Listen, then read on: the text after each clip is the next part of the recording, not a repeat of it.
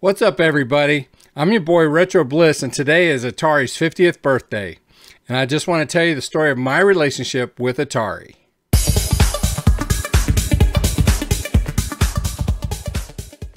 On this day in 1972, I was 6 years old.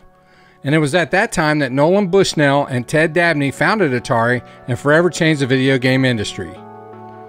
Their first offering as a company was the arcade version of Pong, but it wasn't until 1977 that they introduced the Atari VCS. We had a Pong system at home at the time, but we didn't play it much. It was pretty boring.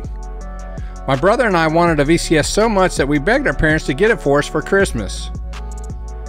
At that time, Atari had an agreement with Sears with the understanding that Sears could market the system under their branding. It was simply called the Telegames Video Arcade. My parents were just working class people, and we weren't rich by any means, but my parents must have had a Sears credit card because they were able to buy one. When I saw the present under the tree, I just knew that it was an Atari 2600 console. I can remember carefully unwrapping the present just to see what it was before Christmas. Sorry, Mom. Anyway, this was a major Christmas present in that it cost $199 at the time, which is over $950 in today's currency. When we did get it, Dad wouldn't let us play on the family color TV. He said that it would ruin the cathode ray tube, so we had to play on a little 13-inch black and white TV in our rooms. I personally think that Dad just didn't want us hogging his TV, especially when the Dukes of Hazzard was on. It would have been great to play on a color TV, but we were happy to have it nonetheless.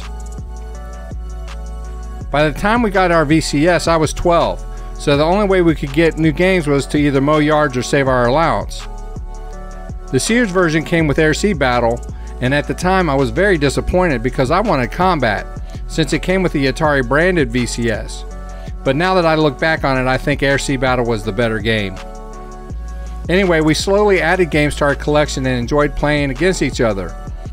The only problem was that I was the older brother, so I routinely won most of the games. So much so that at one point my brother just quit playing.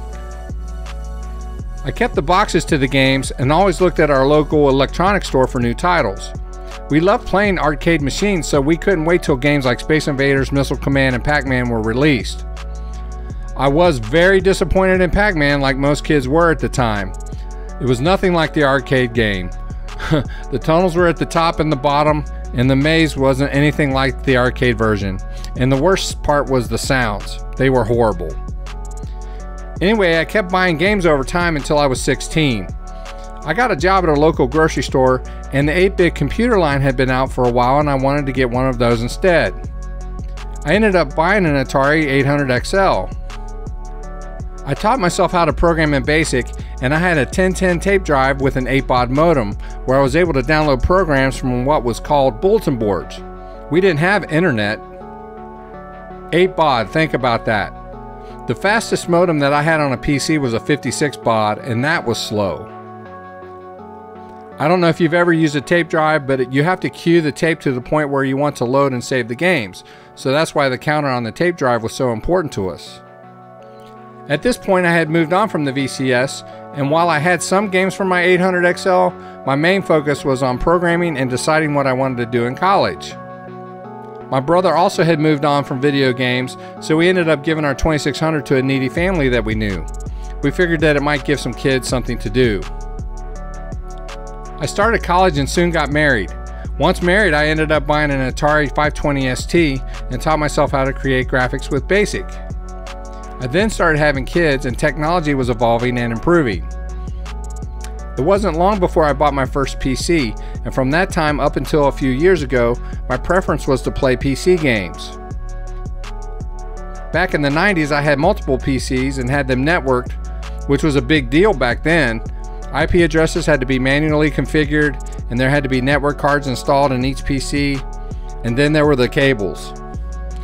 Anyway, when the COVID crisis first started, we were all cooped up at home a lot, and for some reason I decided to find a modded 2600 with an AV output to start collecting again.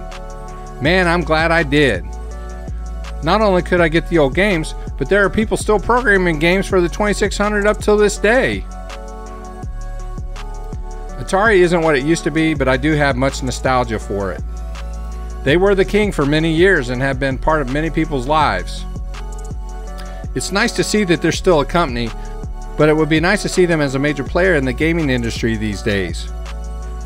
I'm afraid their influences are mainly to people like me who remember Atari for what they used to be.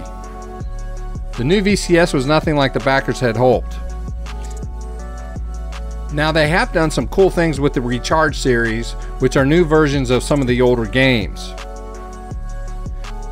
Well, that's my story of Atari. What are your memories of Atari and what would you like to see from them in the future? Let me know in the comments. If you'd like to see more content from our channel, simply subscribe and turn on your notifications. We do post new videos regularly. I appreciate you guys watching. So with that, have a blessed day and we'll see you on the next one.